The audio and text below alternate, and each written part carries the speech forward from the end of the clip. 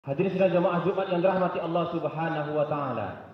Hari ini kita tengah berada pada tahun-tahun politik. Tinggal menghitung hari, lebih kurang 1 bulan lagi kita akan melaksanakan pemilihan kepala daerah serentak se-Indonesia.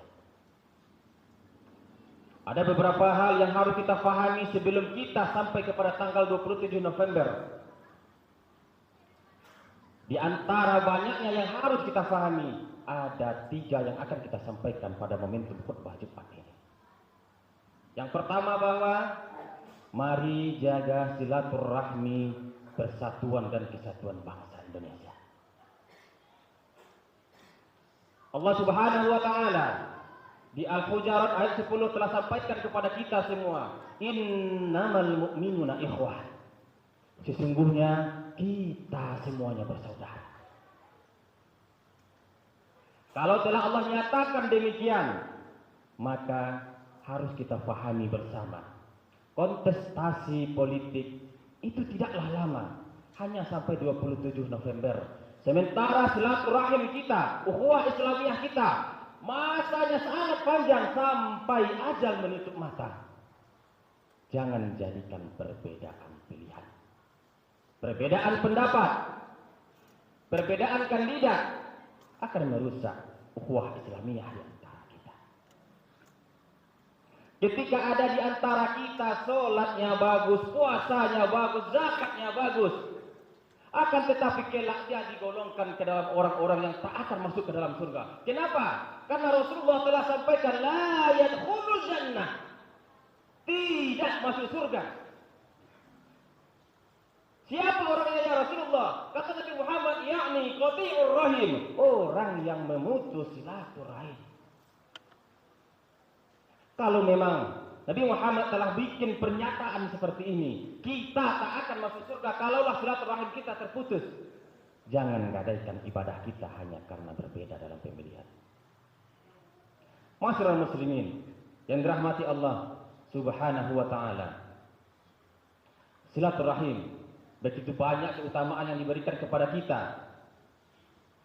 Kata Nabi Muhammad, siapa yang ingin dipanjangkan umur, dimurahkan rezeki, maka jalin silaturahim.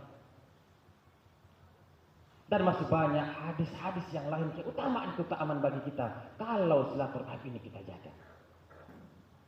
Yang kedua, yang harus kita pahami menjelang pemilihan kepala daerah, jangan caci maki, hujat menghujat.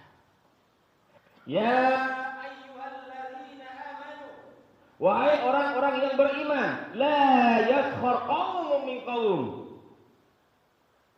Al-Hujurat ayat 11 Allah telah sampaikan, wahai orang-orang yang beriman, janganlah kalian mengolok-olok segolongan manusia, kelompok orang lain. Boleh jadi kata Allah, asa ayyakunu khairum minhum, mereka lebih baik daripada kita. Boleh jadi mereka yang kita olok-olok, kelompok yang kita olok-olok, yang kita caci maki lebih baik daripada kita. Wala nisa'um min nisa'in asa ayyakunna khairum minhum. Wala talmizu anfusakum wala tanabadu bil alqab. Bi'sal ismul fusuku ba'dal iman. Faman lam yatub fa ulaika humul muflihun. Allah telah sampaikan, jangan mengolok-olok, jangan mencaci, jangan memanggil dengan panggilan yang buruk. Ngapain gabung dengan kelompok yang itu? Mereka tak baik. Mangga gabung-gabung sama kelompok orang itu tidak elok. Ini dilarang oleh Allah Subhanahu wa taala.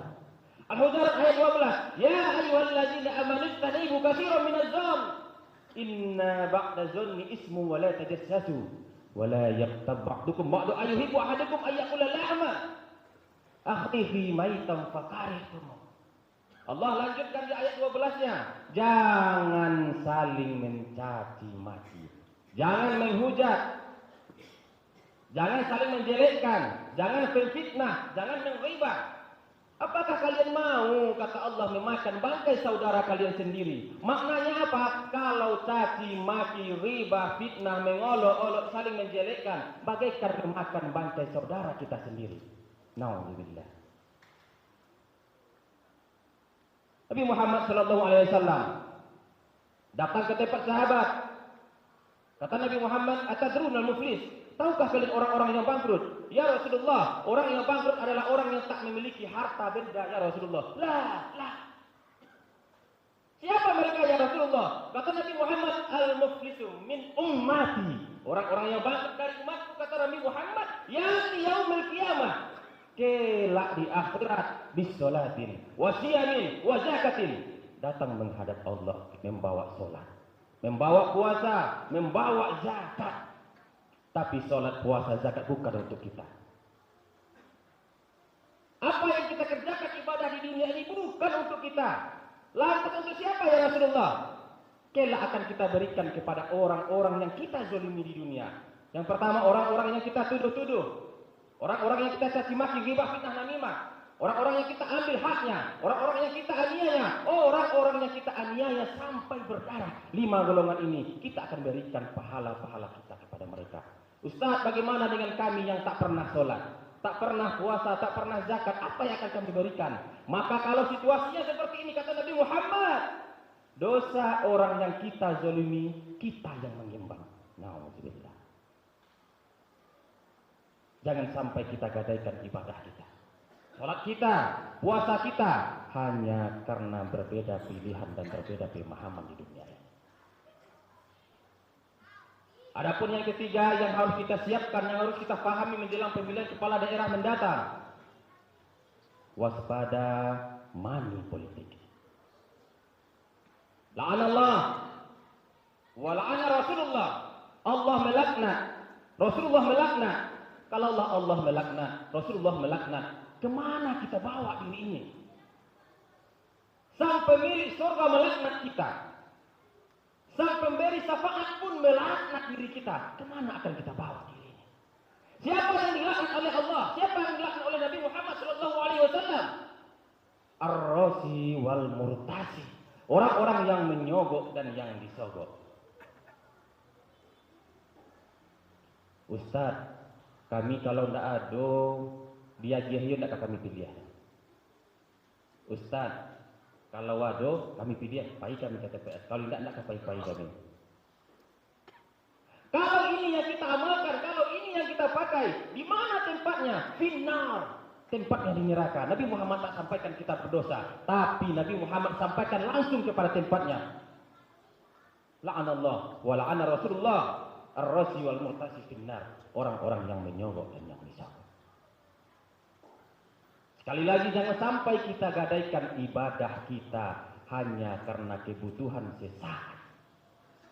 Masyarul muslimin, hadirin sidang jemaah Jumat yang dirahmati Allah Subhanahu wa taala.